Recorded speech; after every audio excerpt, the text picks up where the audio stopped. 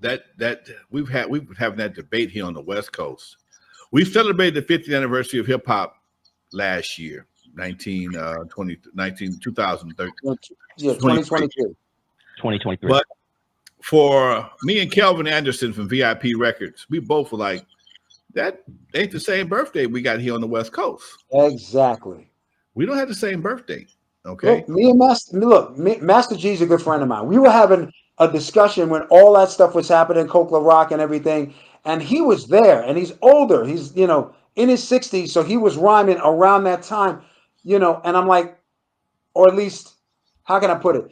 At least rhyming close enough to that time in that region to be able to, put it in some kind of context. And I'm like, do you remember people talking about specifically that party, Coke Rock, all these things that are all, being brought up because it happens to be 50 years away from that.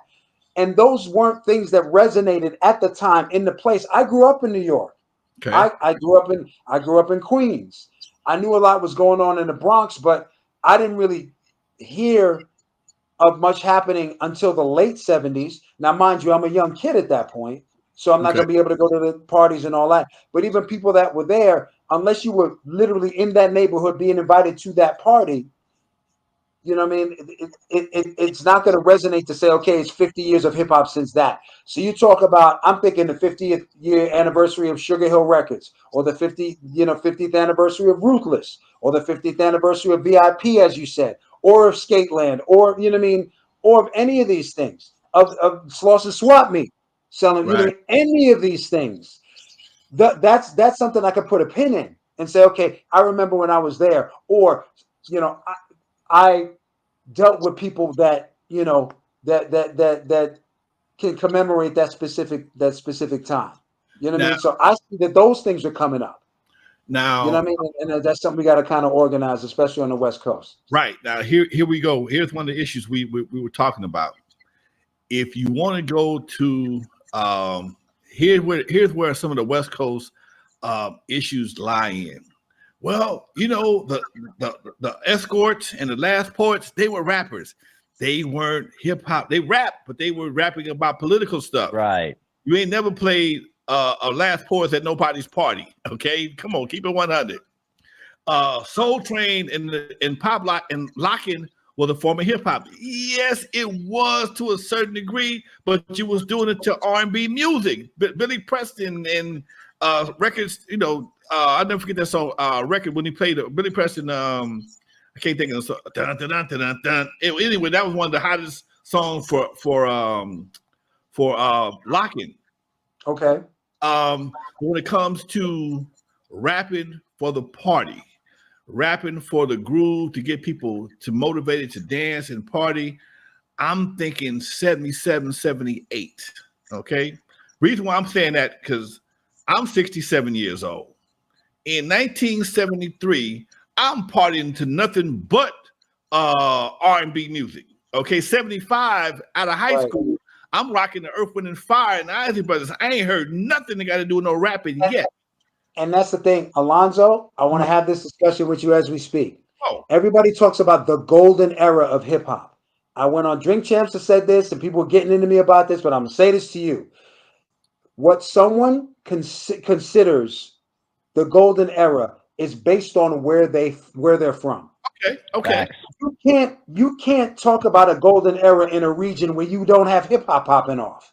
Right. If everything is being imported to you, you can't say that that's a golden era in your region. So New York's golden era will start earlier and probably end earlier.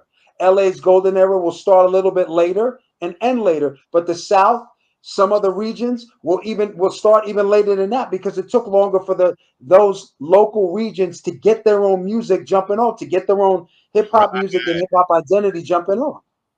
That's a great point. That's an excellent point, because I mean,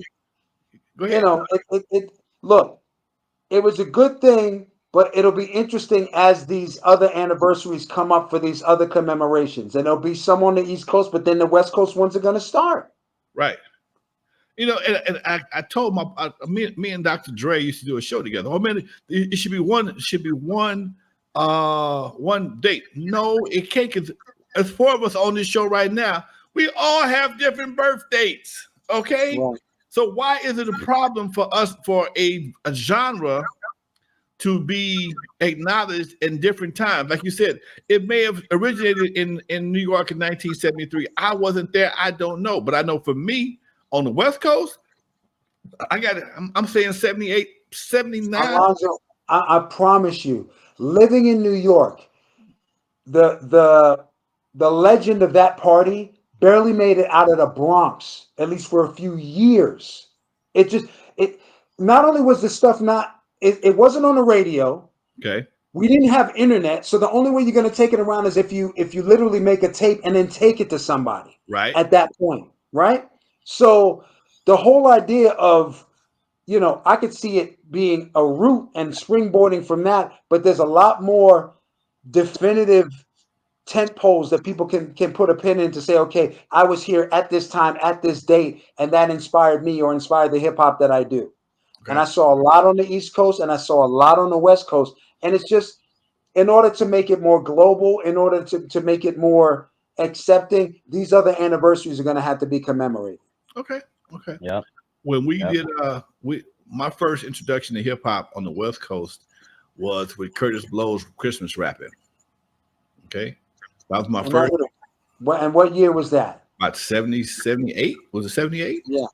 Probably, yeah. Okay. And at 78, Christmas rapping was the hottest thing we had. And shortly after that, that's when Rappers Alike came out. Rappers Alike came out. Yeah, Rappers Alike was basically 79. 79, right. Now, yeah. 79, June 22nd, 1979, I opened my club Eve After Dark. Half of the records that was being played at Eve After Dark was disco records. Right. We had disco. I'm still playing the Casey and the Sunshine Band along with Parliament Funkadelic and Slave, and Zap hadn't even hit yet.